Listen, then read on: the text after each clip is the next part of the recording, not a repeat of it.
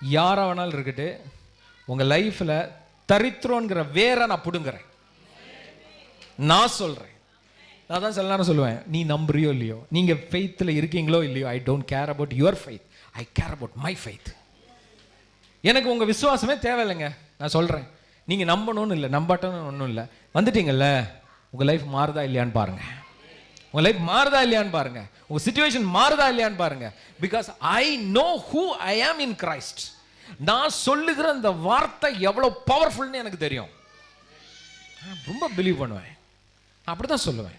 சொல்லுவாங்க, she confident, over confident. Yes, I am over confident. அப்படியே வச்சுப்போம். ஏங்க கிரைஸ்டுக்குள்ள அப்படி தானங்க இருக்கணும்.